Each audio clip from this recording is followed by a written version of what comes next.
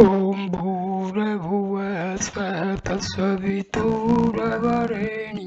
भर्गो देवस्य धीमहि धियो यो नः प्रचोदयात्। ॐ शान्ति शान्ति शान्ति। नमस्ते मेरे प्यारे दोस्तों, इस वीडियो में मैं सांडिल्य उपनिषद का वर्णन करने जा रहा हूँ। यह उपनिषद अथर्ववेद से संबद्ध है। इसमें योग विद्या का समग्र वर्णन महर्षि सांडिल्य और मुनि अथर्वा के प्रश्नोत्तर रूप में प्रस्तुत है। इसमें कुल 3 अध्याय हैं। प्रथम अध्याय 11 खंडों वाला विस्तृत है, जिसका शुभारंभ सांडिल्य ऋषि के आत्म तत्व की प्राप्ति के उपाय स्वरूप अष्टांग योग के प्रश्न से हुआ। महामुनि अथर्वा इसके उत्तर में अष्टांग योग का विशद वर्णन करते हैं।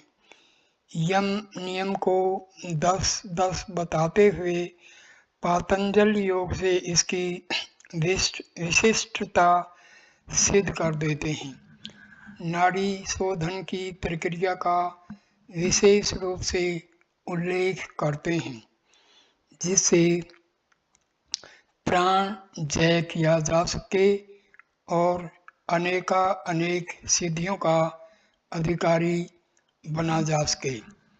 दूसरे अध्याय में ऋषि सांडिल्य ने महामुनि अथर्वा से ब्रह्म विद्या का रहस्य पूछा है, जिसके उत्तर में महामुनि ने ब्रह्म का सर्वव्यापी स्वरूप, उसकी अनिर्वचनीयता, उसका लोकोत्तर रूप बताते हुए कहा कि वह ब्रह्म तुम ही हो, उसे ज्ञान के द्वारा जानो। तीसरे अध्याय में ऋषि सांडिल्य ने पुनः प्रश्न किया कि जो ब्रह्म एक अक्षर निष्क्रिय शिव सत्ता मात्र एवं आत्म स्वरूप है, उससे जगत का निर्माण, पोषण एवं संहार किस प्रकार हो सकता है। जिसके उत्तर में महामुनि ने ब्रह्म का सकल निष्कल एवं सकल निष्कल भेद बताते हुए कहा कि ब्रह्म के सकल निष्कल रूप से उसके संकल्प मात्र से सृष्टि का प्राकट्य, विकास और विलय होता रहता है। अंत में ब्रह्म का सर्वव्यापी स्वरूप, उसकी अनिर्वचनीयता, उसका लोकोत्तर रूप बताते हुए कहा कि वह ब्रह्म तुम ही हो, उसे ज्ञान के द्वारा जानो। तीसरे अध्याय में ऋषि सांडिल्य ने पुनः प्रश्न किया कि जो ब्रह्म एक अक्षर निष्क्रिय शिव सत्ता मात्र एवं आत्म स्वरूप है, उसे जगत का निर्माण, पोषण एवं संहार किस प्रकार हो सकता है। इसके उत्तर में महामुनि ने ब्रह्म का सकल निष्कल एवं सकल निष्कल बताते हुए कहा कि ब्रह्म के सकल निष्कल रूप से उसके संकल्प मात्र से सृष्टि का प्राकट्य, विकास और विलय होता रहता है। अंत में ब्रह्म, आत्मा, महेश्वर एवं दत्तात्रेय शब्द का निर्वचन प्रस्तुत करते हुए आदि देव पुरुष दत्तात्रेय का सतत ध्यान करते रहने की बात कही और यह भी कहा कि इसी ध्यान से मनुष्य समस्त पापों से मुक्त होकर परम कल्याण मोक्ष का अधिकारी बन जाता है। शांति पाठ। ओम भद्रम कर्णेभिः इति शांति द्रष्टव्य अथर्वशीर उपनिषद। पहला श्लोक। महर्षि सांडिल्य अथर्वा मुनि से पूछते हैं कि हे मुने, आत्म तत्व की प्राप्ति के उपाय स्वरूप अष्टांग योग का वर्णन करने की कृपा करें। ऐसा सुनकर उन अथर्वा मुनि ने कहा, हे महर्षि, यम, नियम, आसन, प्राणायाम, प्रत्याहार, धारणा, ध्यान एवं समाधि ये ही योग के 8 अंग कहे गए हैं।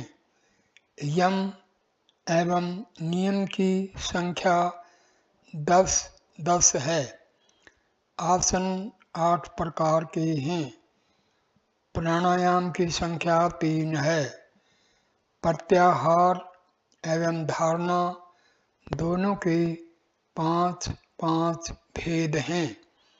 ध्यान 2 प्रकार के होते हैं तथा समाधि का एक ही भेद है। इसमें यम के 10 भेद इस प्रकार हैं: अहिंसा, सत्य, अस्तेय, ब्रह्मचर्य, दया, सरलता, अक्षमा, धैर्य, अल्प आहार ग्रहण करना तथा पवित्रता। अहिंसा का तात्पर्य है मन, वचन, शरीर एवं अपने कार्य के द्वारा किसी भी प्राणी को कभी भी दुख न देना।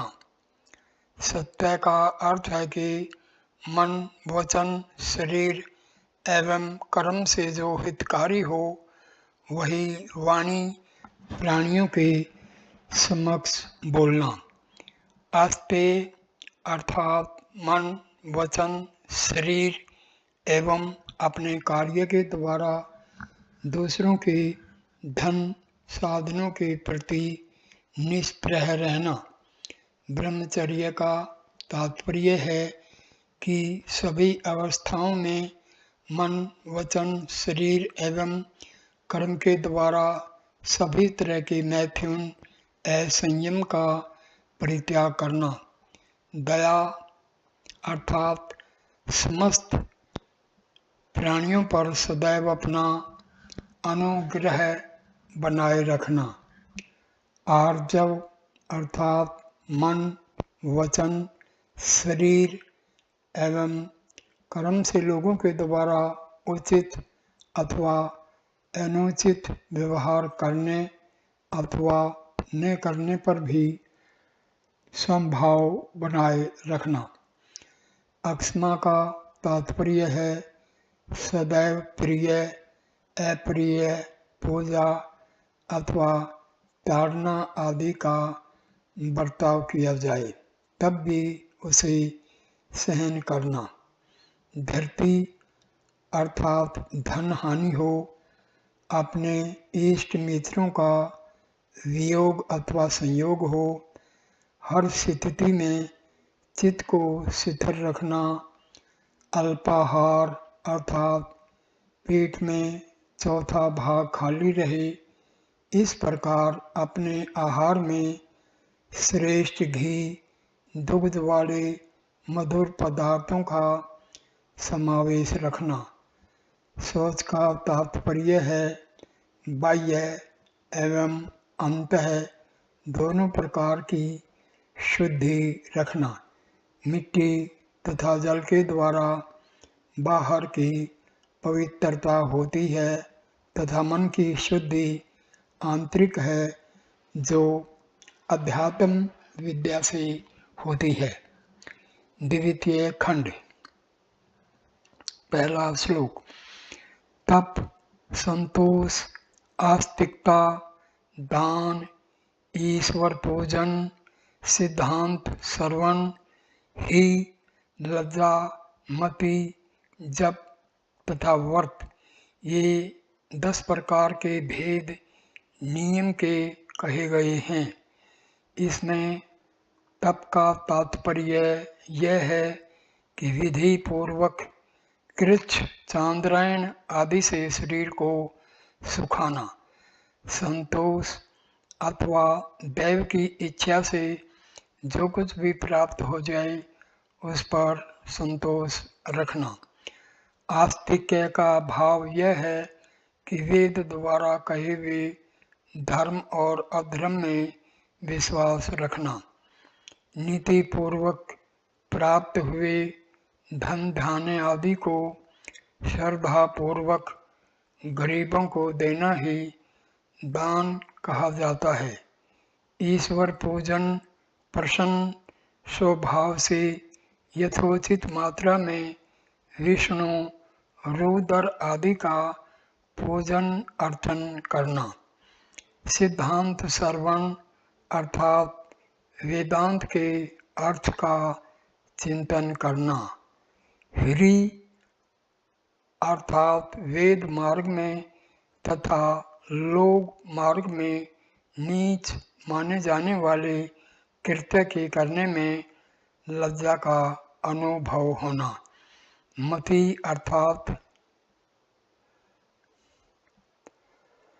वेदोक्त कर्म में श्रद्धा का उत्पन्न होना। जत का तात्पर्य यह है कि विधि पूर्वक गुरु ने जिस वैदिक मंत्र का उपदेश दिया है उसका अभ्यास करना। जप का अभ्यास 2 तरह से होता है, वाचिक और मानसिक। मानसिक जप मन के द्वारा ध्यान युक्त होने से होता है तथा वाचिक 2 प्रकार से होता है, एक उच्चारण पूर्वक से तथा दूसरा उपांशु फुसफुसाहट रूप में उच्चारण पूर्वक जप का यथोक्त फल होता है। उपांशु का उससे सहस्र गुना फल प्राप्त होता है तथा मानसिक जप करने का फल तो करोड़ गुना मिलता है। व्रत का तात्पर्य वेद के द्वारा कहे हुए विधि निषेध का नियमित आचरण करना है। तृतीय खंड, पहला श्लोक।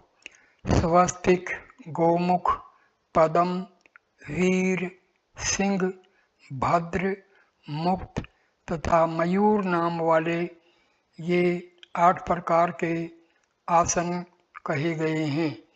इस स्वस्तिक आसन में पैर के दोनों तलवों को दोनों जांघों घुटनों के बीच में बराबर रखकर सीधा तन कर बैठना पड़ता है। इस क्रिया को ही स्वस्तिकासन कहा जाता है। दूसरा श्लोक। पीठ के बाईं ओर दाहिना गुल्फ एवं दाईं तरफ बायां गुल्फ टखना जोड़कर गोमुख के सदृश बैठना ही गोमुखासन है। तीसरा श्लोक। हे शांडिल्य, दोनों जंघों के ऊपर दोनों पैरों के तलवों को रखकर दोनों हाथों से दोनों पैरों के अंगूठे को उल्टी रीति से पकड़कर रखना ही सर्वमान्य पद्मासन कहलाता है। चौथा श्लोक। एक जांघ को एक पैर से तथा दूसरी जांघ को दूसरे पैर से जोड़कर बैठने को वीरासन कहते हैं। पांचवा और छठा श्लोक। दाहिने टखने के साथ बायां टखना तथा बाएं टखने के साथ दाएं टखने को लगाकर बैठ जाना और दोनों हाथों को दोनों जानिबों घुटनों पर रखकर उंगलियों को फैलाकर रखना चाहिए। तत्पश्चात ठीक तरह से एकाग्र होकर मुंह फैलाकर घ्राणेंद्रिय के अग्रभाग पर दृष्टि स्थिर करनी चाहिए। इसको ही सिंहासन कहते हैं और योगी जन सदैव इस आसन की प्रशंसा करते हैं। 7वां श्लोक। गुदा अक्षत्र को बाएं पैर से दबाकर दाएं पैर को लिंग के ऊपर स्थिर करना, तत्पश्चात भौं के बीच में लक्ष्य स्थिर करना ही सिद्धासन कहा जाता है। 8वां श्लोक। लिंग के नीचे की ओर शिवनी प्रदेश में दोनों टखनों को स्थिर करने तथा हाथों से पैरों के दोनों पार्श्वों को मजबूती से पकड़कर निश्चलता पूर्वक बैठना ही भद्रासन कहलाता है, जो सभी तरह के रोग एवं विष आदि को भी नष्ट करने वाला है। सूक्ष्म शिवनी प्रदेश को बाएं टखने के द्वारा दबा करके दाहिने गुल्फ टखने से बाएं टखने को दबा करके बैठना ही मुक्तासन कहलाता है। 10वां और 11वां श्लोक। दोनों हाथों की हथेलियों को भूमि से सटाकर स्थिर करना और हाथ की कोहनियों से नाभि के दोनों ओर दबाव करके बैठना। तदंतर मस्तिष्क और पैरों को ऊर्ध्व की ओर उठाकर लकड़ी की तरह से आकाश में अधर स्थिर रखना ही मयूरासन कहलाता है। यह आसन सभी तरह के पापों का विनाश करने वाला है। 12वां। इन आसनों के करने से शरीर के अंदर विद्यमान रहने वाले सभी तरह के रोग भी नष्ट हो जाते हैं तथा सभी प्रकार के विष स्वयं ही समाप्त हो जाते हैं। 13वां श्लोक। जो मनुष्य असक्त हो उसे जिस किसी आसन से सुख मिले वही आसन करना चाहिए। 14वां श्लोक। जिसने इन सभी आसनों को जीत लिया है उसने तीनों लोक जीत लिए हैं, ऐसा समझना चाहिए। 15वां श्लोक। यम नियम एवं आसन से पूर्ण रूपेण संपन्न होने के पश्चात मनुष्य को प्राणायाम का अभ्यास करना चाहिए। इसके अभ्यास से नाड़ियों की शुद्धि हो जाती है। चतुर्थ खंड। पहला श्लोक।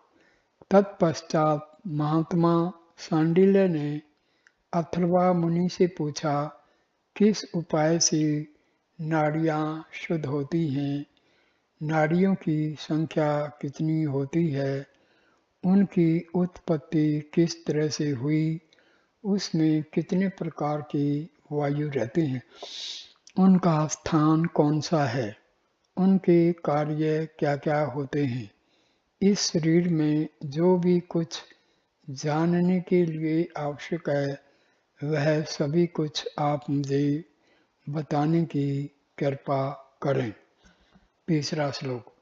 तदंतर उन अथर्वा ऋषि ने कहा कि यह शरीर 96 अंगुल का प्रमाण स्वरूप है।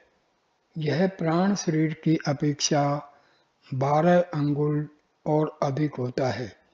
इस शरीर में उपस्थित रहने वाले प्राण को योग के अभ्यास द्वारा जो भी मनुष्य अग्नि के साथ सम अवस्था में स्थिर करता है या फिर उससे भी कम करता है, वह श्रेष्ठ योगी कहलाता है।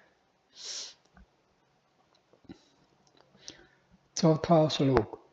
मनुष्यों की देह में अग्नि का स्थान त्रिकोण की भांति तप्त सवर्ण के सदृश प्रकाश युक्त होता है। चौपायों का आयताकार तथा पक्षियों का गोलाकार होता है। इस अग्नि स्थान में अक्षीण काय शुभ अग्नि शिखा रहती है। पांचवा श्लोक। गुदामार्ग से 2 अंगुल ऊर्ध्व की ओर तथा लिंग से 2 अंगुल नीचे की ओर मनुष्य के शरीर का मध्य स्थल होता है। चौपायों के हृदय का मध्य एवं पक्षियों के पेट का मध्य ही उनके शरीरों के बीच का मध्य स्थल होता है। शरीर का वह बीच का भाग 9 अंगुल ऊंचा तथा 4 अंगुल विस्तार वाला होता है। उसकी आकृति अंडे के सदृश होती है। 7वां श्लोक। उसके मध्य में नाभि है तथा उसमें 12 अरों से युक्त चक्कर स्थित है। उस चक्कर के मध्य में पुण्य पाप से प्रेरणा प्राप्त करता हुआ जीव यत्र तत्र भ्रमण करता रहता है। जिस प्रकार से मकड़ी अपने द्वारा निर्मित तंतु जाल के द्वारा भ्रमण करती रहती है, उसी तरह से यह जीव भी वहाँ पर विचरण करता रहता है। इस देह में जीव प्राण के ऊपर सतत आरूढ़ रहता है। 8वां श्लोक। नाभि के समीप नीचे एवं ऊपर की ओर कुंडलिनी अक्षेत्र स्थित है। कुंडलिनी शक्ति 8 प्रकार की प्रकृति से युक्त एवं 8 कुंडली घुमाव बनाए हुई है। यह शक्ति योग की अवस्था में वायु के संचार को यथावत करके जल एवं अनादि को चारों ओर से कंधों के पार्श्व में स्थिर करके पुनः मुख से लेकर ब्रह्मरंध्र तक अपान तथा अग्नि के द्वारा जागृत होती है। यह स्फुरण युक्ता शक्ति हृदय आकाश में महान उज्ज्वल एवं ज्ञान रूपा होती है। 9वां श्लोक। कुंडलिनी का आश्रय प्राप्त करके मध्य में स्थिर रहने वाली 14 मुख्य नाड़ियां ये हैं। कर्मशय, ईडा, पिंगला, सुषुम्ना, सरस्वती, वारुणी, पूषा, हस्तजीवा, यस्विनी, विश्वोदरी, कुहू, संखिनी, पैस्विनी, अलम्बुसा एवं गांधारी नाम वाली हैं। 10वां श्लोक। इन समस्त नाड़ियों में सुषुम्ना नाड़ी विश्व को धारण करने में समर्थ तथा मोक्ष मार्ग को प्रदान करने वाली है, ऐसा योगी जन कहते हैं। गुदा के पृष्ठ भाग में वह नाड़ी मेरुदंड के आश्रित रहती है तथा मस्तिष्क में ब्रह्मरंध्र तक पहुँचती है। यह स्पष्ट, सूक्ष्म एवं वैष्णवी रूपा होती है। 11वां श्लोक। इस सुषुम्ना नाड़ी के बाईं ओर ईडा नामक नाड़ी है तथा दाईं ओर पिंगला नाड़ी स्थित है। ईडा में चंद्रमा चलायमान रहता है और पिंगला में सूर्य विचरण करता है। चंद्रमा तमोगुण के स्वरूप वाला एवं सूर्य रजोगुण के स्वरूप से युक्त है। चंद्रमा अमृत का अक्षेत्र है तथा सूर्य विष का प्रभाग है। ये दोनों संपूर्ण काल को धारण करते हैं। सुषुम्ना नाड़ी काल का उपभोग करने वाली है। सुषुम्ना के पृष्ठभाग की तरफ सरस्वती नाड़ी विद्यमान है तथा उसके बगल के अक्षेत्र में कुहू नाड़ी स्थित है। यशस्विनी एवं कुहू के मध्य में वारुणी नाड़ी प्रतिष्ठित है। पूषा और सरस्वती के मध्य में पैशिवनी नाड़ी स्थित है। गांधारी और सरस्वती के मध्य में यशस्विनी नाड़ी विद्यमान है। कंद के बीच में अलम्बोसा नाड़ी है।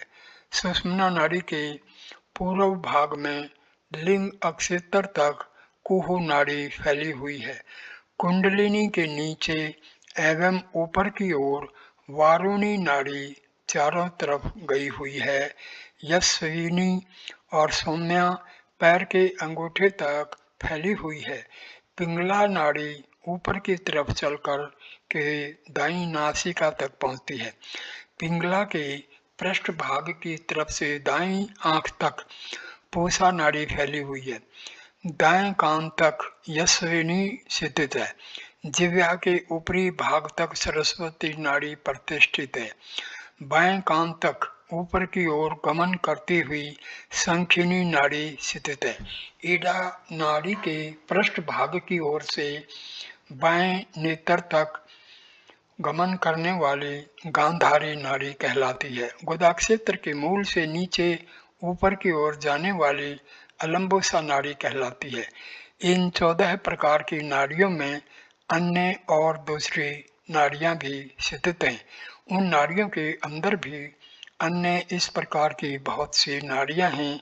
जिस प्रकार से पीपल आदि के पत्ते शिराओं केशों से संव्याप्त होते हैं, उसी तरह शरीर भी तरह तरह की नाड़ियों से संव्याप्त है।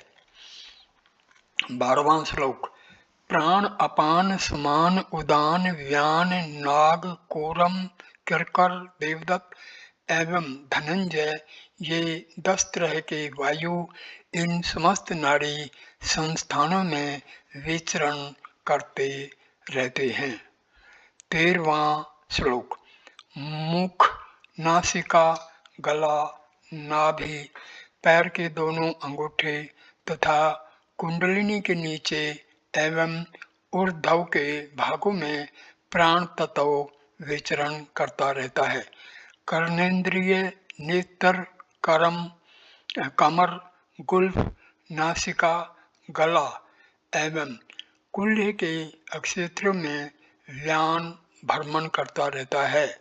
गुदा, लिंग, जानु, पेट, वृषण, कटी प्रदेश, नाभि और अग्नि संस्थान में अपान संव्याप्त रहता है। समस्त संधि अर्थात जोड़ के संस्थानों में उदान तत् विचरण करता रहता है। पैर, हाथ एवं अन्य सभी अंग अवयवों में समान संव्याप्त रहता है। खाए हुए अन्न के रस को शरीर की अग्नि के साथ संव्याप्त करके समान वायु 72,000 नाड़ियों के मध्य में विचरण करता रहता है एवं अग्नि के साथ सांगोपांग शरीर में विद्यमान रहता है। नाग आदि 5 प्रकार की वायु त्वचा, अस्थि आदि में प्रतिष्ठित रहते हैं। उदर में रहने वाले जल तथा अन्न को रस आदि के रूप में ले जाकर पेट में रहने वाला प्राण वायु पृथक पृथक करता है। आग के ऊपर जल रखकर तथा जल के ऊपर अन्न आदि प्रतिष्ठित कर स्वयं अपान के पास पहुंचकर वायु तत्व इस अपान के साथ शरीर में स्थित अग्नि की ओर गमन करता है। अपान वायु से रक्षित अग्नि शरीर के मध्य में मंद मंद प्रज्वलित रहता है। यह अग्नि अपनी ज्वाला एवं प्राणवायु के द्वारा कोठे के मध्य में स्थित रहने वाले जल को खूब गर्म करता है और उस पानी के ऊपर रखे शाक दाल के सहित अन्न को प्राणवायु अग्नि युक्त जल के द्वारा पकाता अर्थात पचाता है तथा उसी में से पसीना, मूत्र, खून, वीर्य, रस, वेष्टा, मल आदि को पृथक पृथक करता है। तदंतर समान वायु के साथ साथ समस्त नाड़ियों में रस को प्रसारित करता हुआ प्राण वायु श्वास के रूप में शरीर में विचरण करता रहता है। शरीर के 9 व्योम रंध्रों घटाकाश के छिद्रों के द्वारा वायु, मल, मूत्र आदि को बाहर निष्कासित करता है। श्वासोच्छ्वास तथा खांसी यह दोनों ही प्राण तत्व के क्रम कहलाते हैं। मलमूत्र का बहिर्गमन कराना अपान वायु का कार्य कहलाता है। त्याग करना एवं स्वीकार करना आदि चेष्टाएं व्यान का कार्य कहलाती हैं। शरीर का उन्नयन उदान का कार्य कहलाता है। शरीर को पोषण प्रदान करना समान का कार्य कहलाता है। डकार आदि नाग का कार्य है। पलक झपकाना कोरम का कार्य है। भूख लगना किरकिर का कार्य है। आलस्य देवदत्त का कार्य है तथा कफ आदि का उत्पन्न करना धनंजय का कार्य कहलाता है। 14वां श्लोक। इस तरह से नाड़ी संस्थान, वायु संस्थान एवं उन सभी के कार्यों को ठीक तरह से जान समझकर नाड़ी को शुद्ध करना चाहिए। 5वां खंड। पहला श्लोक। जिस पुरुष ने विद्या का अभ्यास किया हो उसको यम नियम से युक्त होकर सभी तरह की संगति का परित्याग करके सत्य रूपी धर्म में आरूढ़ होना चाहिए। क्रोध को वश में रखना, गुरु की सेवा शुश्रूषा में सतत लगे रहना, माता पिता की आश्रित संरक्षण में रहना तथा पुण्य अपने आश्रम में बताए गए श्रेष्ठ आचरण को समझने वाले के समीप में शिक्षा पाकर के फल मूल तथा जल युक्त तपोवन में जाना चाहिए। वहां जाकर सौरम्य प्रदेश में ब्रह्म घोष से युक्त अपने धर्म में प्राण ब्रह्मवेताओं के सानिध्य में तथा फल मूल पुष्प एवं जल आदि से परिपूर्ण किसी भी देव स्थल में या नदी के तट पर किसी गांव या शहर में अनुपम श्रेष्ठ मठ बनाना चाहिए। वह स्थान न तो बहुत ऊंचा हो और न ही अत्यंत नीचा हो, न तो बहुत लंबा तथा न ही अति चौड़ा ही हो। छोटे दरवाजे वाला, गोमे आदि से लिपा हुआ एवं पूर्ण रूपेण सुरक्षित होना चाहिए। वहाँ वेदांत का श्रवण करते हुए पुरुष को निरंतर योगाभ्यास आदि आरंभ कर देना चाहिए। दूसरा श्लोक। देव में प्रथम पूज्य गणपति का पूजन करने के पश्चात अपने इष्ट देव को नमन वंदन करके पूर्व में कहे गए आसन पर बैठना चाहिए। उस समय पूर्व अथवा उत्तर दिशा की तरफ मुख रखना और सुकोमल आसन पर आसीन होकर के आसन को जय सिद्ध करना चाहिए। तत्पश्चात विद्वान पुरुष को गर्दन और मस्तिष्क को सीधा रखकर नासिका के अगर भाग पर दृष्टि रखनी चाहिए। दोनों भौहों के मध्य चंद्रमंडल को देखना तथा दोनों नेत्रों से अमृत तत्व का पान करना चाहिए। इसके बाद 12 मात्राओं से ईडा नाड़ी के माध्यम से वायु खींचकर उसे पेट के अंदर रहने वाले ज्वालाओं से युक्त रेफ और बिंदु सहित अग्निमंडल से युक्त करने का ध्यान चिंतन करना चाहिए तथा इसके बाद पिंगला नाड़ी द्वारा अंदर की वायु को बाहर निकालना चाहिए। तदंतर पिंगला से वायु भरकर अंतः कुंभक करके ईडा नाड़ी से उसे बाहर निकालना चाहिए। तीसरा और चौथा श्लोक।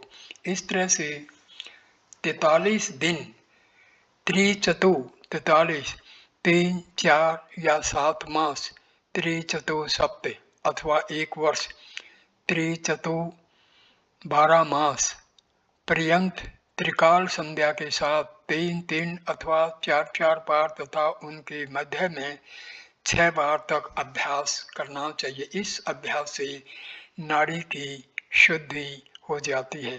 तदंतर इस अभ्यास से शरीर में हल्कापन, चेहरे में चमक, कांति, अग्नि की अभिवृद्धि तथा नाद श्रवण होने लगता है।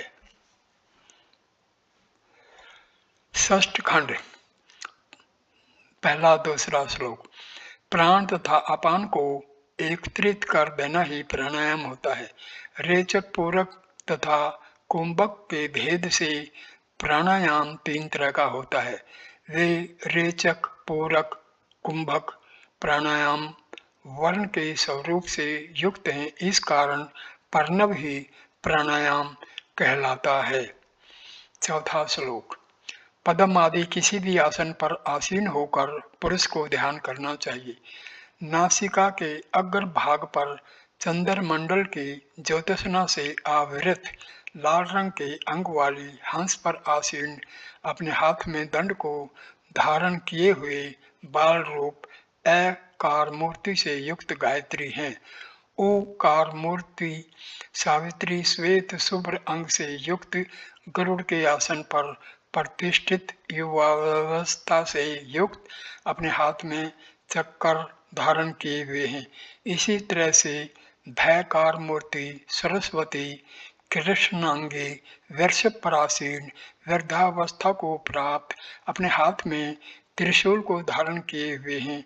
इस प्रकार एकार आदि 3 वर्णों का सम्मिलित रूप ओम है तथा वह संपूर्ण का कारण एकाक्षर स्वरूप परम ज्योति है, ऐसा चिंतन करना चाहिए। 5वां श्लोक। इस ध्यान के पश्चात पुनः ईड़ा नाड़ी के द्वारा बाहर की वायु 16 मात्रा में खींचने तथा उस समय एकार का ध्यान करना चाहिए। इसके बाद इसी वायु को 64 मात्रा में अंतः कुंभक करके तथा उस समय ऊकार का ध्यान करना चाहिए तथा उसके पश्चात पिंगला नाड़ी के द्वारा 32 मात्राओं से संयुक्त उस अंदर भरी हुई वायु को बाहर निष्कासित करे। उसमें नयकार मूर्ति का ध्यान करना चाहिए। इसी प्रकार से यह क्रिया निरंतर बार बार करते रहना चाहिए। सप्तम खंड। इसके पश्चात आसन के दृढ़ हो जाने पर योगी अपनी इंद्रियों को वश में करके दूसरों का हित चाहते हुए स्वल्प आहार पर रहते हुए सुषुम्ना नाड़ी में स्थित मल को शुष्क करने के लिए निरंतर योगाभ्यास करता रहे। उसमें बद्ध पद्मासन पर आरूढ़ हो चंद्र नाड़ी के द्वारा वायु को भरकर शक्ति के अनुसार कुंभक करने के बाद सूर्य नाड़ी के द्वारा रेचक करना चाहिए। तदंतर सूर्य नाड़ी से पूरक करके कुंभक करे तथा चंद्र नाड़ी से रेचक करना चाहिए। इस प्रकार जिस नाड़ी के द्वारा रेचक करे उसी नाड़ी से पुनः पूरक करने के बाद कुंभक करना चाहिए। इस भाव को प्रकट करने वाले निम्न प्रकार के श्लोक वर्णित किए गए हैं। सर्वप्रथम ईड़ा नाड़ी के द्वारा प्राण को अंदर भरकर कुंभक करे तथा दूसरी पिंगला नाड़ी से रेचक करे। तत्पश्चात पुनः पिंगला से पूरक करके कुंभक करते हुए ईड़ा नाड़ी से रेचक करना चाहिए। इस प्रक्रिया से सूर्य और चंद्र नाड़ी के द्वारा प्राणायाम का प्रतिदिन निरंतर अभ्यास करने से योगी की सभी नाड़ियां 3 मास में ही पूर्ण शुद्ध हो जाती हैं। दूसरा श्लोक। प्रातः काल, मध्य काल, सायंकाल तथा मध्य रात्रि में इस तरह से 4 बार मंद मंद गति से 80 मात्राओं तक कुंभक का अभ्यास करना चाहिए। तीसरा श्लोक। कनिष्ठ प्राणायाम के करते समय शरीर में पसीना आ जाता है। मध्यम सत्र का प्राणायाम करने में शरीर में कंप कपी छूटती है और श्रेष्ठ प्राणायाम में पद्मासन में अवस्थित योगी अपने आसन से उठ जाता है। चौथा श्लोक। प्राणायाम करते समय श्रम के कारण शरीर में से जो पसीना निकल आता है उस पसीने को शरीर में मसल लेना चाहिए, क्योंकि इससे योगी का शरीर अत्यधिक मजबूत और हल्का हो जाता है। पांचवा श्लोक। प्राणायाम का अभ्यास करते समय प्रारंभिक अवस्था में दुग्ध एवं घृत के भोजन को ही अत्यधिक श्रेष्ठ बतलाया गया है। तत्पश्चात जब अभ्यास शिथिल हो जाता है तब किसी नियम की आवश्यकता नहीं रहती। छठा श्लोक। जिस प्रकार सेने सिंह, गज और व्याघ्र आदि को वश में कर लिया जाता है, उसी प्रकार वायु भी प्राणायाम के अभ्यास से धीरे धीरे वश में आ जाती है, लेकिन इसके विपरीत नियम से चलने पर यानी जल्दबाजी करने से वायु योगी का विनाश कर देती है। सातवां श्लोक। अतः जिस प्रकार से ठीक बने वैसे ही रेचक करना चाहिए, जैसे ठीक लगे वैसे ही पूरक करना तथा ठीक लगने तक ही कुंभक करना चाहिए। इस प्रकार का अभ्यास करने से शीघ्र ही सिद्धि प्राप्त हो जाती है। आठवां श्लोक। यथेष्ट शक्ति के अनुसार कुंभक करने से अग्नि प्रज्वलित होती है तथा नाड़ियों के शुद्ध होने से नाद श्रवण होता है और शरीर रोग रहित हो जाता है। नौवां श्लोक। विधि विधान पूर्वक प्राणायाम करने से योगी के समस्त नाड़ी समूह शुद्ध हो जाते हैं। तब सुषुम्ना नाड़ी का मुख भेदन करके वायु सुखपूर्वक उसमें प्रविष्ट हो जाता है। 10वां श्लोक। वायु जब बीच में संचरित होती है तब मन सुस्थिर होता है, और जब मन की ठीक तरह से शिथिलता हो जाती है तब उसी शिथिलता को मनोन्मनी अवस्था कहा जाता है। 11वां श्लोक। साधक को पूर्व के अंत में कुंभक के समय जालंधर नामक बंद करना चाहिए तथा कुंभक के अंत एवं रेचक के प्रारंभ में उड्डयन नामक बंद करना चाहिए। 12वां श्लोक। नीचे की ओर मूल रंध्र का संकोचन करने में कंठ का संकोचन होता है और बीच के भाग को पश्चिम पीछे की ओर खींचने से प्राणवायु ब्रह्म नाड़ी में निरंतर गतिमान होती रहती है। 13वां श्लोक। अपान वायु को ऊर्ध्व की तरफ ले जाकर तथा प्राण वायु को कंठ से नीचे की ओर लाकर के योगी साधक वृद्धा अवस्था से रहित होकर 16 वर्ष की वायु वाला हो जाता है। 13वां श्लोक। योगी सुखासन पर बैठकर दाहिनी नाड़ी के द्वारा बाहर की वायु को अंदर की ओर खींचकर सिर के बालों से लेकर पैर के नख की नोक तक में वायु को रोककर अर्थात कुंभक करके बाईं नाड़ी के द्वारा वायु को बाहर निकाले अथवा रेचक करे। ऐसी क्रिया करने से कपाल की शुद्धि होती है और नाड़ियों में रहने वाले समस्त रोगों का पूर्णतया विनाश हो जाता है।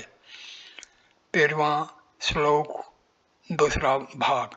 हृदय से लेकर कंठ पर्यंत शब्द के साथ दोनों नासिका छिद्रों के द्वारा धीरे धीरे वायु को खींचकर शक्ति के अनुसार कुंभक करने के बाद ईड़ा नाड़ी के द्वारा रेचक करना चाहिए। यह क्रिया चलते हुए तथा खड़े हुए भी करते ही रहना चाहिए, क्योंकि इस क्रिया से कफ का शमन और जठराग्नि की वृद्धि होती है। 13वां श्लोक का तीसरा भाग। मुख के द्वारा शीतकार अर्थात सी करते हुए वायु अंदर भरकर शक्ति के अनुसार कुंभक करने के पश्चात दोनों नासिका छिद्रों द्वारा रेचक की क्रिया करनी चाहिए। इससे भूख, प्यास, आलस्य अथवा निद्रा का प्रादुर्भाव नहीं होता। 13वें श्लोक का चौथा भाग। जीवा द्वारा वायु को अंदर खींचकर शक्ति के अनुसार कुंभक करके दोनों नासिका छिद्रों द्वारा रेचक करना चाहिए। इसे गुल्म, गोला, तिल्ली, जवर, पित्त और भूख आदि रोगों का शमन हो जाता है। 13वें श्लोक का 5वां भाग। अब कुंभक के संदर्भ में कहते हैं उसके दो भेद हैं, पहला सहित और दूसरा केवल। रेचक तथा पूरक से जो संयुक्त हो उसे सहित और उनसे जो रहित हो वह केवल है। इसमें से केवल जब तक सिद्ध न हो तब तक सहित का अभ्यास करते रहना चाहिए, और जब केवल कुंभक सिद्ध हो जाता है तब योगी को तीनों लोकों में कुछ भी दुर्बल नहीं रहता। केवल कुंभक के द्वारा ही कुंडलिनी जागृत हो जाती है। 13वें श्लोक का छठा भाग। इस सिद्धि के पश्चात योगी साधक कृश शरीर से युक्त, प्रसन्न मुख वाला, निर्मल नेत्रों से संपन्न, नाद श्रवण करने वाला, समस्त रोगों से रहित, बिंदु को जय करने वाला, ब्रह्मचर्य सिद्ध तथा प्रज्वलित जठराग्नि से युक्त हो जाता है। 14वां श्लोक। अंतःकरण में लक्ष्य निहित हो तथा बाह्य की दृष्टि निमेष उन्मेष अर्थात पलक झपकने से विहीन हो, यही वैष्णवी मुद्रा है तथा इसे ही समस्त तंत्र शास्त्रों में गुप्त रहस्य के रूप में मान्यता प्राप्त है। 15वां श्लोक। अंतर लक्ष्य में जिस योगी का चित्त और पवन विलय को प्राप्त हो गया हो वह योगी साधक सतत निश्चल नेत्रों द्वारा बाहर की ओर नीचे की तरफ देखता हो, किंतु इसके अतिरिक्त और कुछ नहीं देखता हो, यही खेचरी मुद्रा है। यह केवल लक्ष्य में ही एक तान एवं मंगलमय होने के कारण वैष्णवी मुद्रा भी कही जाती है। उसमें शून्य एवं अशून्य रहित परम तत्व अविनाशी पद रूप में प्रकाशित होता रहता है। 16वां श्लोक।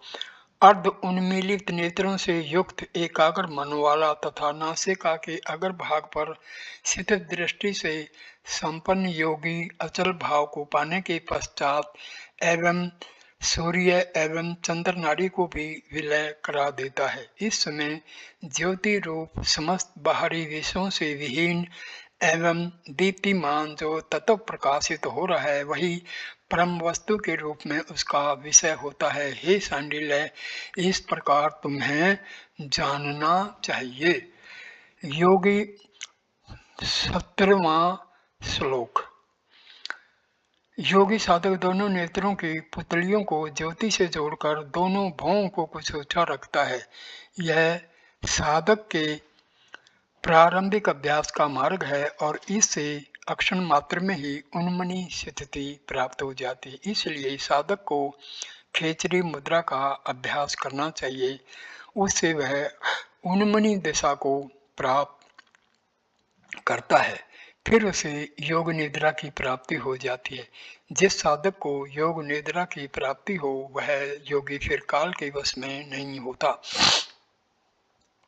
18वां श्लोक। इस कारण हे सांडिल्य, शक्ति के बीच में मन को केंद्रित करो। शक्ति को मन के अंदर गतिशील रखकर तुम मन के द्वारा मन को ही देखो तथा सुखी समुन्नत जीवन व्यतीत करो। 19वां श्लोक। ऐसे ही चैतन्य आकाश के बीच में आत्मा को स्थित करके तथा आत्मा के मध्य में चैतन्य आकाश को प्रतिष्ठित देखना चाहिए। इसके पश्चात सभी को चैतन्य आकाश में करके ऐसा ध्यान करें कि इसके अतिरिक्त और कुछ है ही नहीं। 20वां श्लोक। योगी को बाह्य जगत की चिंता नहीं करनी चाहिए, उसी प्रकार अपने भीतर की भी चिंता नहीं करनी चाहिए। इस तरह समस्त प्रकार की चिंताओं का परित्याग करके मात्र चैतन्य स्वरूप हो जाना चाहिए। 21वां श्लोक। जिस तरह से कपूर अग्नि में तथा नमक जल में विलीन हो जाता है, उसी तरह से ध्यानस्थ हुए योगी का मन परम तत्व में विलीन हो जाता है। 22वां श्लोक। जो भी कुछ जानने योग्य है और जो प्रतीत होता है, उसका जो ज्ञान है उसे ही मन कहते हैं। ज्ञान एवं ज्ञेय सभी कुछ एक ही साथ भी नष्ट हो गया है, इसके अतिरिक्त अन्य कोई भी पथ नहीं। 23वां श्लोक। ज्ञेय वस्तु का परित्याग कर देने से मन विलीनता को प्राप्त हो जाता है, और जब मन विलीनता को प्राप्त हो जाता है तब केवल्य ही केवल्य शेष रह जाता है। हे मुनीश्वर, चित्त को विनष्ट करने के दो प्रमुख मार्ग हैं, योग और दूसरा ज्ञान। योग अर्थात चित्त की वृत्तियों का शमन करना तथा ज्ञान अर्थात वस्तु के तत्व को यथार्थ रूप में देखना। 25वां श्लोक। मन को जब अपने वश में कर लिया जाता है तब वह निश्चित ही शांत हो जाता है। मन की चंचलता के शांत होते ही इस संसार का विलय हो जाता है। 26वां श्लोक। जिस प्रकार सूर्य की गति आलोक शांत हो जाने पर संसार का व्यवहार शांत हो जाता है, वैसे ही शास्त्रों एवं सज्जनों के संगति से वैराग्य के अभ्यास का योग हो जाने से भी संसार शांत हो जाता है। 27वां, 28वां, 29वां श्लोक। सर्वप्रथम सांसारिक वृत्तियों के प्रति अनास्था उत्पन्न की जाए, तत्पश्चात लंबे समय तक ध्यान एवं एक तत्व का दृढ़ अभ्यास हो जाने से मन का स्पंदन बंद हो जाता है, अर्थात प्राण वायु को अपने वश में कर लिया जाता है। इस प्रकार बिना शर्म के अधिक देर तक श्वास खींचते हुए पूरक आदि वायु के दृढ़ अभ्यास तथा एकांत चिंतन करने से मन की गति पूर्णतया बंद हो जाती है, मन वश में हो जाता है। तदंतर ओमकार के उच्चारण के बाद शब्द तत्व की अनुभूति होने से सद्ज्ञान द्वारा सुषुप्ति का रूप जान लिया जाता है। तब प्राण की गति रुक जाती है, अर्थात प्राण तत्व को अपने में वश में कर लिया जाता है। 30वां श्लोक।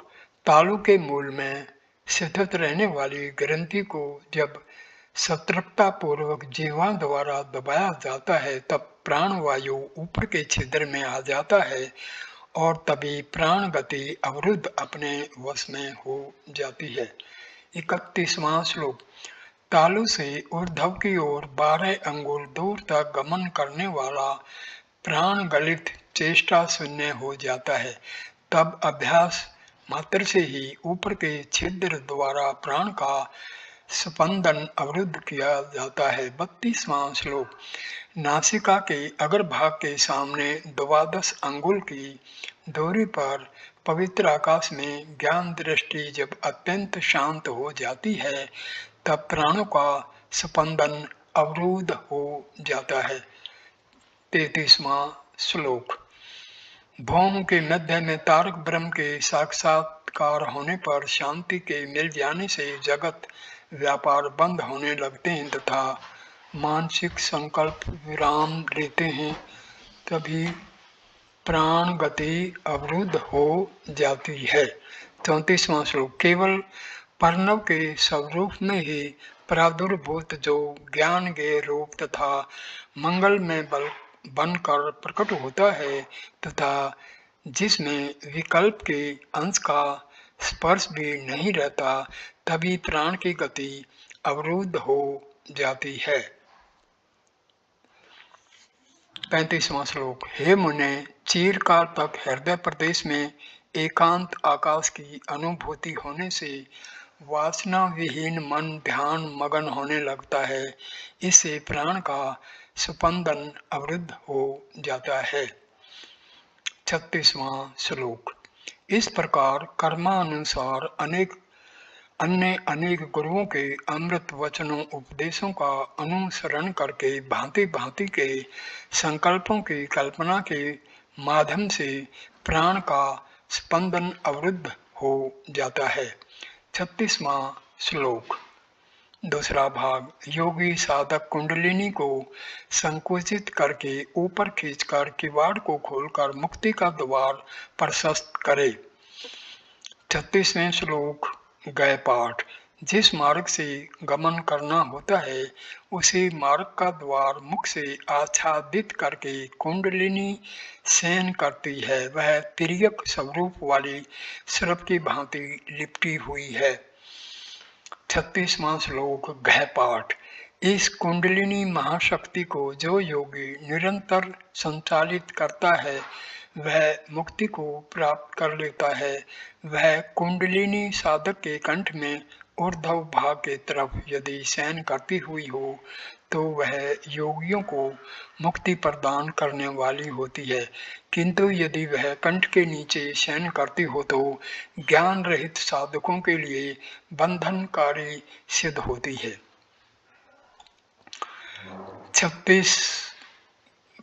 36 श्लोक 36 अड़य पाठ।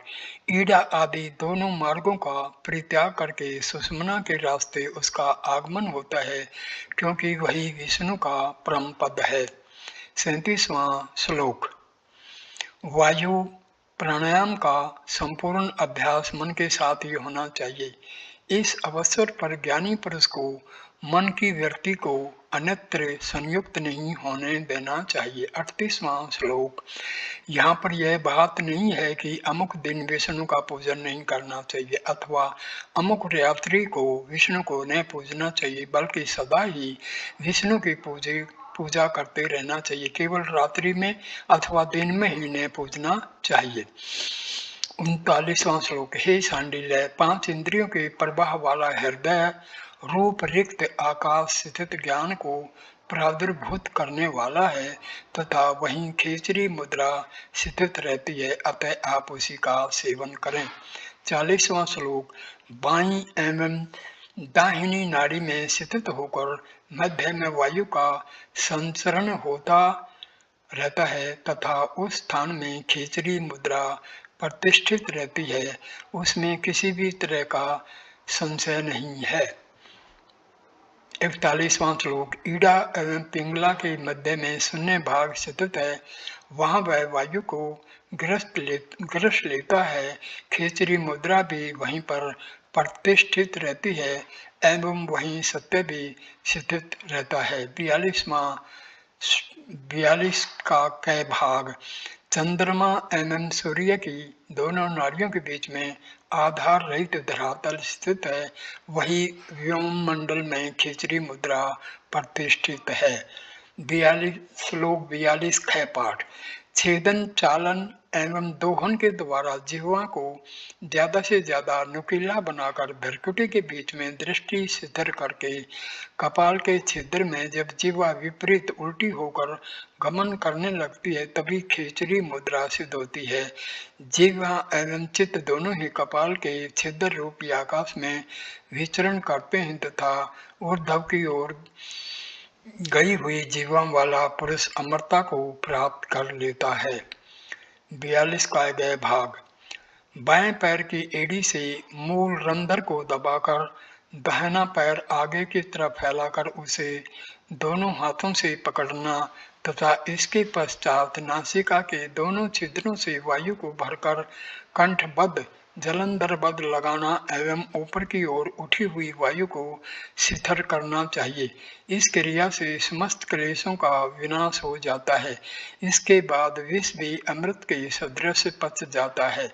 अक्षय गुल्म गुदावर वक्त्र एवं त्वचा के असाध्य एवं पुराने रोग भी नष्ट हो जाते। प्राण को जीतने का यह उपाय मृत्यु को पूर्ण रूप से विनष्ट करने वाला है। 42 का घयपाठ। बाएं पैर की एड़ी को योनि स्थान के साथ संयुक्त करके दाहिना पैर बाएं पैर पर रखें तथा वायु को अंदर भरकर ठुड्डी को हृदय की तरफ दबाकर योनि स्थान को संकुचित कर मन के मध्य अपनी आत्मा का चिंतन करना चाहिए। इस क्रिया से अपरोक्ष सिद्धि की प्राप्ति होती है। 43 और 44, 43वां श्लोक और 44 का क भाग। बाहर से प्राणवायु को अंदर की ओर आकृष्ट करके उदर में प्रतिष्ठित करे और वहां से उसे नाभि के मध्य में, नाक के अग्र भाग में तथा पैर के अंगूठे में मन द्वारा प्रयास पूर्वक धारण करे। इस तरह से संध्या काल में यह क्रिया सदैव करने वाला योगी साधक समस्त रोगों से मुक्ति पाकर श्रम रहित हो जाता है। 44वें श्लोक का ख भाग। नासिका के अग्र भाग पर दृष्टि केंद्रित करने से वायु को वश में किया जा सकता है। नाभि के मध्य में शिथिल करने से सभी रोगों का नाश होता है तथा पैर के अंगूठे में शिथिल करने से शरीर हल्का हो जाता है। 45वां श्लोक। जो मनुष्य जीवा द्वारा वायु को खींचकर सतत पान किया करता है उसे शर्म या दाह नहीं होता तथा उसके समस्त रोग नष्ट हो जाते हैं। 46वां श्लोक। जो ब्राह्मण दोनों संध्या काल में वायु को अपनी ओर आकृष्ट करके उसको पीता रहता है उसकी वाणी में 3 मास में ही कल्याण स्वरूपा मां सरस्वती प्रकट हो जाती है। 47वां श्लोक। इसी तरह से 6 मास पर्यंत अभ्यास करने से समस्त प्रकार के रोगों का शमन हो जाता है। जो विद्वान पुरुष जीवा द्वारा वायु को ग्रहण करके जीवा के मूल में उसे अवरुद्ध करता है वह अमृत का पान करता है तथा उसका सब प्रकार से कल्याण ही होता है। 48वां श्लोक। ईड़ा नाड़ी के द्वारा दोनों भौहों के मध्य में आत्मा में ही आत्मा मन को धारण कर लेने से पुरुष देवों के आहार का भेदन करता है। इस क्रिया को संपन्न करते समय यदि वह रोगी भी होता है तो समस्त रोगों से मुक्त हो जाता है। 49वां श्लोक। ईड़ा एवं पिंगला दोनों नाड़ियों के द्वारा वायु को नाभि तक खींचकर पेट के दोनों भागों में जो मनुष्य एक घड़ी तक चलाता रहता है वह सभी रोगों से छूट जाता है। 50वां श्लोक। जो मनुष्य 1 मास तक तीनों प्रातः मध्याह्न सायं काल में जीवा द्वारा वायु को अंदर आकृष्ट करके उदर के मध्य भाग में अवरुद्ध करता है वह भी देवताओं के आहार का भेदन करने वाला हो जाता है। मनुष्य का आहार तब पचता है जब उसके पाचक रस खाए हुए पदार्थों का भेदन करने में समर्थ होते हैं। देवताओं के सूक्ष्म आहार मनुष्य के प्रभाव क्षेत्र में रहते हैं लेकिन सामान्य लोग उसका उपयोग नहीं कर पाते। योगी अपनी चेतना से उसका भेदन करके उसका लाभ प्राप्त करने की स्थिति में पहुंच जाता है। 51वां श्लोक। जो पुरुष नित्य मुहूर्त भर के लिए मन के साथ वायु को नासिका के अग्र भाग पर धारण करता है उसके सभी तरह के जबर भी नष्ट हो जाते हैं। विभिन्न प्रकार के विषयों का शमन हो जाता है उसके सैकड़ों जन्म के पाप पूर्ण रूप से छूट जाते हैं। 52वां श्लोक। आँख की पुतली पर संयम करने से सभी प्रकार के विषयों का ज्ञान प्राप्त होता है। नासिका के अग्र भाग पर चित्त का संयम करने से इंद्रलोक का ज्ञान प्राप्त होता है। उसके नीचे चित्त का संयम करने से अग्निलोक का ज्ञान प्राप्त होता है। नेत्र में चित्त का संयम करने से सभी लोकों का ज्ञान प्राप्त होता है। श्रोत्र में संयम करने से यमलोक का ज्ञान प्राप्त होता है। उसके बगल में चित्त का संयम करने से राक्षसों के लोगों का ज्ञान होता है। पीठ के भाग में संयम करने से वरुण लोक का ज्ञान होता है। बाएं कान में चित्त का संयम करने पर वायु लोक का ज्ञान होता है। कंठ में संयम करने से चंद्र लोक का ज्ञान होता है। बाएं आंख में संयम करने से शिवलोक का ज्ञान प्राप्त होता है। मस्तिष्क में संयम करने से ब्रह्मलोक का ज्ञान होता है। पैर के नीचे तलवे में संयम करने से अतल लोक का ज्ञान होता है। पैर पंजे में संयम करने से वितल लोक का ज्ञान होता है। पैर के जोड़ टखने में चित्त का संयम करने से नीतल लोक का ज्ञान होता है। पैर की जंगा पिंडली में संयम करने से सूतल लोक का ज्ञान होता है। जानू घुटने में संयम करने से महातल लोक का ज्ञान प्राप्त होता है। उरु जांग में संयम करने से रसातल का ज्ञान होता है। कमर में संयम करने से तलातल लोक का ज्ञान होता है। नाभि में चित्त का संयम करने से भूलोक का ज्ञान होता है। पेट में संयम करने से भुवर लोक का ज्ञान होता है। हृदय में चित्त का संयम रखने से स्वह लोक का ज्ञान प्राप्त होता है। हृदय के ऊर्ध्व भाग में चित्त का संयम करने से महलोक का ज्ञान प्राप्त होता है। कंठ में संयम करने से जनह लोक का ज्ञान प्राप्त हो जाता है। भौं के मध्य में संयम करने से तपह लोक का ज्ञान प्राप्त होता है। मस्तिष्क में चित्त का संयम करने से सत्यालोक का ज्ञान प्राप्त होता है। धर्म तथा अधर्म में संयम करने से भूत भविष्यत का ज्ञान हो जाता है। विभिन्न प्राणियों की आवाज में संयम करने से उनकी बोली का ज्ञान होता है। संचित कर्म में संयम करने से पूर्व जन्म का ज्ञान होता है। दूसरे लोगों के चित्त में संयम रखने से दूसरे के चित्त का ज्ञान होता है। शरीर के रूप में संयम करने से दूसरे का सा रूप हो जाता है। बल में संयम करने से हनुमान आदि के जैसा बल प्राप्त हो जाता है।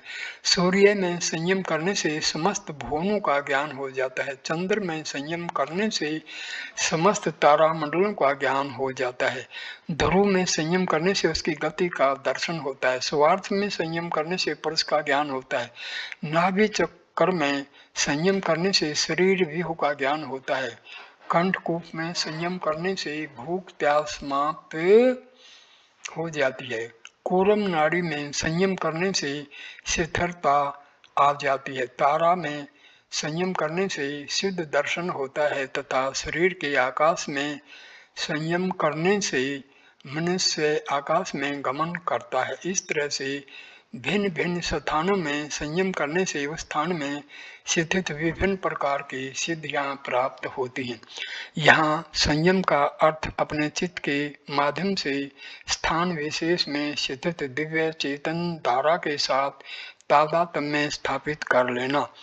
तादात्म्य की स्थिति में उस चेतना विशेष के साथ जुड़े सारे तथ्य चित्त की अनुभूति में सहज ही आने लगते हैं।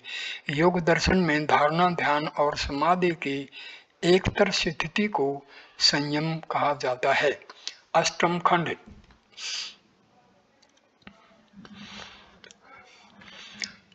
पहला श्लोक। अब प्रत्याहार का वर्णन करते हैं। वह 5 प्रकार का है। विश्व में विचरण करती हुई इंद्रियों को बलपूर्वक अपनी ओर आकृष्ट कर लेने, इंद्रियां बाह्य भोगों में रस लेने की अभ्यस्त होती हैं। उन्हें बाह्य उपकरण में से हटाकर अंतःकरण की रसानुभूति से जोड़ लेने को प्रत्याहार कहा जाता है। जो जो दिखाई देता है वह सब आत्मा है, ऐसा समझना चाहिए। आंख नाक कान आदि विभिन्न अवयवों की अनुभूति वास्तव में आत्मा के ही कारण है। इसका बोध होना यही प्रत्याहार है। नित्य किए गए कर्मों के फल का परित्याग, कर्म के फल में रस लेने की अपेक्षा कर्म करने में ही रस एवं सार्थकता की अनुभूति होने पर फल की कामना न रहना ही प्रत्याहार है। समस्त प्रकार की विषय वासनाओं से रहित होना, अंतः स्थित उच्च रसों की अनुभूति के आधार पर विषयों के रस की कामना नहीं करना, यह प्रत्याहार है।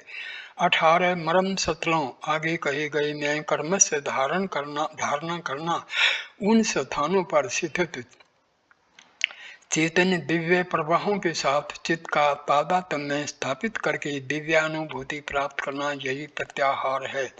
दूसरा श्लोक। पैर का अंगूठा, गुल्फ, टखने, जंगा, पिंडली, जानू, घुटने, उरु, जांग, गुदा, लिंग, नाभि, हृदय, गले का छिद्र, तालु, नासिका, भौं के बीच का भाग, लाट एवं सिर, इन सभी शत्रुओं में उतार चढ़ाव के क्रम से ही प्रत्याहार करना चाहिए। 9वां खंड। पहला श्लोक। अब धारणा को स्पष्ट करते हैं। यह 3 प्रकार की होती है। अपनी अंतरात्मा में मन की धारणा करना, बहरा हृदय, आकाश में बाह्याकाश की धारणा करना तथा पृथ्वी, जल, तेज, वायु एवं आकाश में 5 मूर्तियों की धारणा करना चाहिए। ये ही 3 प्रकार हैं। 10वां खंड, पहला श्लोक। अब इसके बाद ध्यान को बतलाते हैं। यह 2 प्रकार का होता है। प्रथम निर्गुण एवं द्वितीय सगुण। मूर्ति का चिंतन करके सगुण कहलाता है तथा आत्मा के स्वरूप का ध्यान करना निर्गुण कहलाता है। 11 खंड। अब इसके अनंतर समाधि का वर्णन करते हैं। जीवात्मा एवं परमात्मा की ऐक्यावस्था, ज्ञान ज्ञेय तथा ज्ञाता की त्रिपुटी विहीन परमानंद के रूप से युक्त एवं शुद्ध चैतन्य में अवस्था ही समाधि कहलाती है। द्वितीय अध्याय, दूसरा अध्याय, पहला श्लोक। तदंतर ब्रह्म ऋषि सांडिल्य ने 4 वेदों में 4 वेदों का अध्ययन करने पर भी ब्रह्म विद्या को प्राप्त न कर पाने से भगवान अथर्वा के शरण में पहुंचकर प्रश्न किया, हे भगवान, आप हमें ब्रह्म विद्या का अध्ययन कराएं जिससे कि मुझे कल्याण की प्राप्ति हो। दूसरा श्लोक। तत्पश्चात अथर्वा मुनि ने कहना आरंभ किया, हे सांडिल्य, ब्रह्म सत्य, विज्ञान एवं अनंत रूप में संव्याप्त है।